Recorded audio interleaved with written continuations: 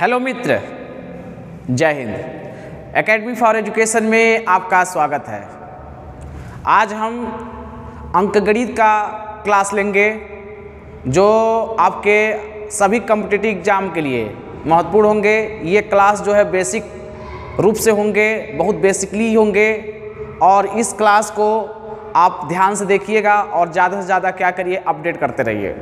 तो चलिए बात कर लेते हैं। आज सीधी बात नो बकवास में हम बेसिक कंसेप्ट की बात करते हैं, संख्या पद्धति, जिसे नंबर सिस्टम कहा जाता है। तो देखिएगा, नंबर सिस्टम का मतलब यही है, आपने विभिन्न प्रकार की संख्याओं को लिखने या दर्शाने और उनके मध्य संबंधों के आधार पर उन्हें वर्गीकृत करने का सुव्यवस्थित नियमों को ही क्या कहते हैं, नंबर सिस्टम या संख्या पद्धति। किसी भी संख्या को व्यक्त करने के लिए 10 संकेतों का प्रयोग करते हैं, जैसे 0, 1, 2, 3, 4, 5, 6, 7, 8, 9। ये 10 नंबर आपके हैं, जिसे दशमिक पद्धति कहा जाता है। इन्हें अंक कहते हैं। एक या एक से अधिक अंकों के समूह को संख्या कहते हैं। जब इनको क्या कर देते हैं, मिला देते हैं, इसको क्या कहते हैं, संख्या कहते हैं। किसी भी संख्या को लिखने के लिए अंकों को दाईं से बाईं की तरफ लिखा जाता है।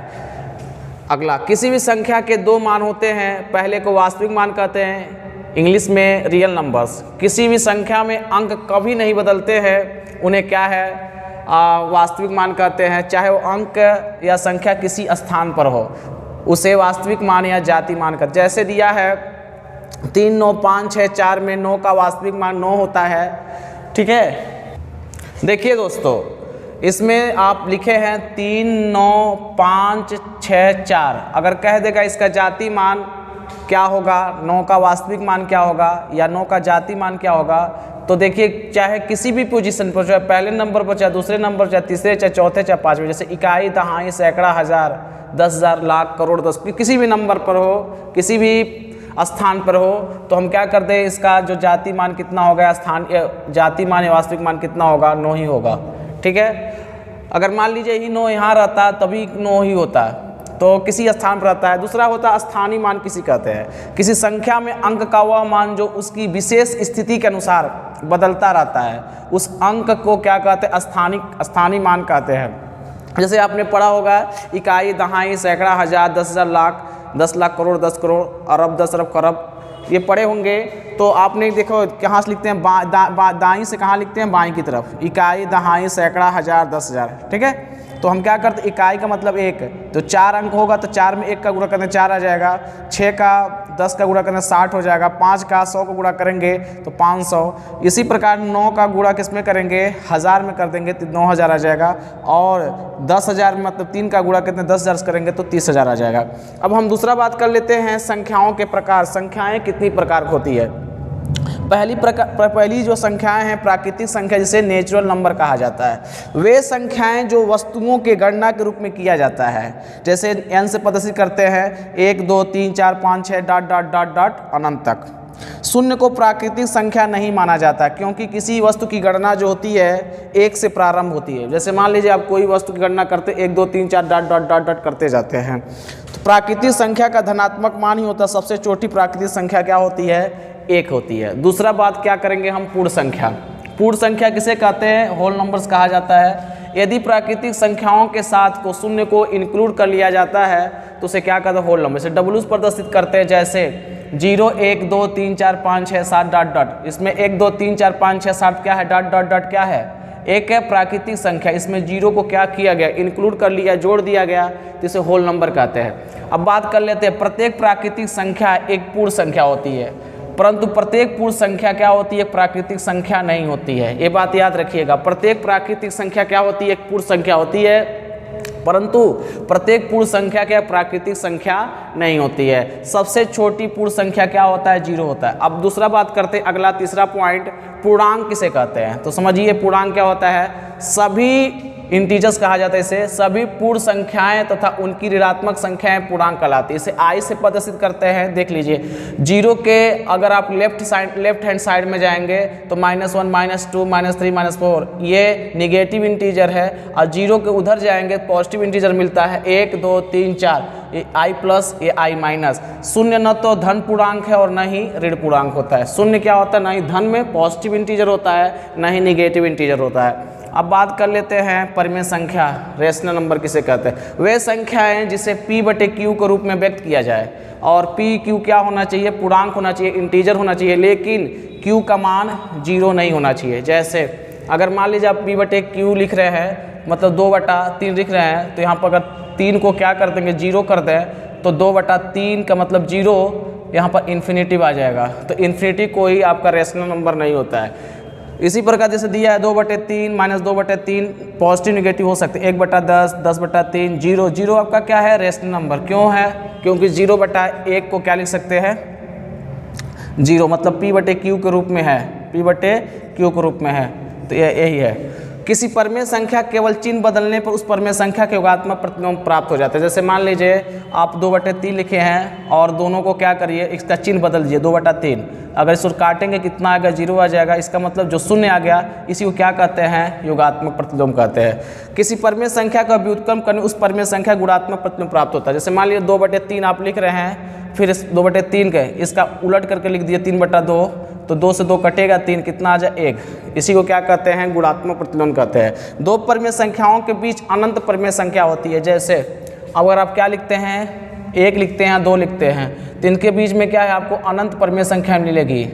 ठीक है, 3, 4 लिखते हैं तो इसके बीच में कितना अनंत परिमेय संख्या मिलती रहती है।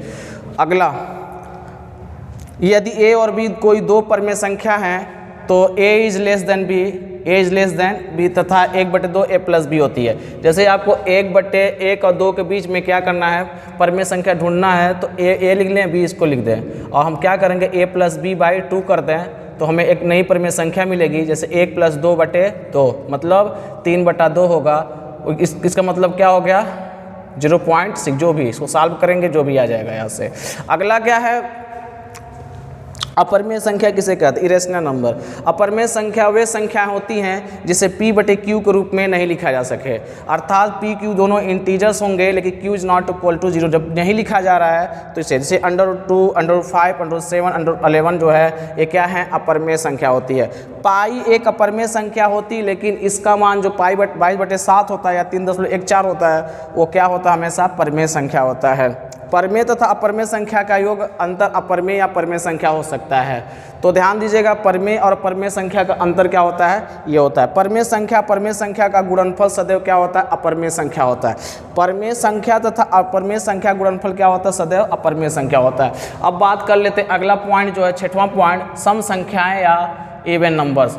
वे संख्याएं जो 2 से पूर्णतः विभाजित होती हैं उसे सम संख्याएं कहते हैं। जैसे 2 से पूर्णतः विभाजित करने वाला संख्या क्या, 2, 4, 6, 8, ये 2 से क्या हो जाएगा, ए बी डिविजल हो जाएगा।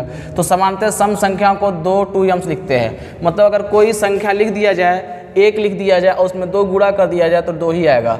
3 लिखा जाए, 2 से गुणा किया 6 आ जाए, मतलब सब सम संख्या आ जाएंगे। तो m is a natural number. अगला, अभाज्य संख्या का किसे कहते हैं, प्राइम नंबर। 1 से बड़ी वे संख्याएं जो स्वयं तथा 1 के अलावा किसी अन्य से विभाजित नहीं होती है उसे क्या कहते हैं, अभाज्य संख्या या प्राइम नंबर कहते हैं। जैसे 2, 3, 5, 7, 11, 13 ये सब क्या कहलाती हैं, अभाज्य संख्या का। जैसे नोट में देख लीजिए, 2 ऐसा संख्या है जो सम संख्या भी अभाज्य संख्या, इसलिए इसको क्या कहा जाता है, सम अभाज्य संख्या कहा जाता है। 2 से 100 तक की अभाज्य संख्याएं कितनी होती है, 25 होती है। अब बात कर लेते हैं को प्राइम नंबर्स या अभाज्य संख्या। 2 प्राकृतिक संख्याओं का उभयनिष्ठ अगर 1 होता है तो उसे क्या कहते हैं, अभाज्य संख्या। जैसे 9, 2, अगर 9 का आप 2 का फैक्टर निकालेंगे तो कितना निकलेगा, ध्यान दीजिएगा, 3 × 3 होगा और 2 × 1 होगा। तो इसमें मैं एक गुणे लिख सकते हैं, तो इसमें 1, इसमें 1, कुछ नहीं मिला कॉमन, इसलिए क्या होगा, HCF कितना होगा, 1 होगा। इसी को क्या कह देंगे हम लोग, अभाज्य संख्या है। इसे सापेक्ष अभाज्य संख्याएं भी कहा जाता है। अगला अभाज्य संख्या अभाज्य युग्म संख्या किसे कहते हैं? Twin prime number. यदि किसी दो अभाज्य संख्याओं के बीच अंतर 2 हो तो उसे क्या कह देंगे? अभाज्य युग्म या ट्विन प्राइम नंबर कहते हैं। जैसे 3 और 5, अगर 5 3 लेंगे आप, 5 और 3, तो इसको घटाएंगे, 5 में 3 कितना आएगा? 2 आएगा। इसी प्रकार क्या उदाहरण अगला दिया, 11 में से 13, मतलब 13 में से 11 घटाएंगे तो इसमें 2 आ जाएगा, तो इसे क्या कह देंगे? अंतर कितना आ रहा है? 2 आ रहा है, तो इसे क्या कह देंगे? Twin numbers, twin prime numbers कहते हैं। अगला क्या? भाज्य संख्या किसे कहते हैं? भाज्य संख्या वे संख्या होती हैं जो क्या स्वयं से और एक के अतिरिक्त कट जाए, कम से कम अन्य से कट जाता है, उसे क्या भाज्य संख्या कहते हैं। जैसे 2, 4, 6, 8, 9, 15, तो जैसे 4 को काटेंगे 2 से भी कट जाएगा, 6 को काटेंगे 2 और 3 दोनों से कट जाएगा, 1 से भी कट जाएगा, 8 को काटेंगे तो 1 से भी कट जाएगा, 2 से भी कट जाएगा, ठीक है। और 8 से भी, तो 2 या 2 से अधिक संख्याएं क्या हो रही हैं? प्राप्त हो रही है। 15 किसे कट? 1 से कट जाएगा, 3 से कट जाएगा और 5 से भी कट जाएगा, फिर 15 से भी कट जाएगा, तो 2 या 2 से अधिक संख्याएं प्राप्त हो रही। एक ना तो अभाज्य संख्या और नहीं भाज्य संख्या। भाज्य संख्याएं सम या विषम दोनों हो सकती है। तो देखिए 4, 6, 8, 9 और 15, 4, 6, 8, 9, 15 सम भी है और क्या है? विषम भी संख्या है। भाज्य संख्या सम विषम दोनों हो सकती है। अगला लास्ट अंतिम टॉपिक क्या है? वास्तविक संख्या रियल नंबर्स किसे कहते हैं? जिनका पूर्ण वर्ग धनात्मक हो, जैसे √5, √8, 3/4, ये रियल नंबर होते हैं और वास्तविक संख्याएं कहलाती। यदि कोई पूर्णांक किसी संख्या का पूर्ण वर्ग नहीं तो उसका वर्गमूल सदैव क्या होता है? अपरिमेय संख्या। जैसे आपके वहाँ क्या √4 ले लेते हैं, तो √4 क्या हम 2 का स्क्वायर लिख सकते हैं, और अंडर का मान कितना होता है? 1/2 होता है, तो यहाँ 2 से कट जाएगा, क्या आ जाएगा? परिमेय संख्या आ जाएगा। लेकिन यही √3 है, √8 है, तो ये कौन सी सम संख्या हो जाएगी? अपरिमेय संख्या हो जाएगी, क्योंकि इसका हम अंडर से बाहर नहीं निकाल पाएंगे, इसका पूर्ण वर्ग नहीं निकाल पाएंगे। तो ऐसे क्या कहते हैं? वास्तविक संख्या कहते हैं। तो वास्तविक संख्या, परिमेय संख्या और परिमेय संख्या दोनों इंक्लूड रहते हैं, उसे वास्तविक संख्या। तो दोस्तों ये क्या था? नंबर सिस्टम का पहला पार्ट था। ये बहुत इम्पॉर्टेंट पॉइंट है। आगे मिलेंगे नंबर पार्ट 2 में हम बात करेंगे इसके आगे विभाज्यता का नियम क्या होता है। इसके अलावा कुछ ऐसे नियम हैं जो आपको जानना चाहिए। यहीं पर वीडियो समाप्त होता है। मिलेंगे कल। Thank you very much.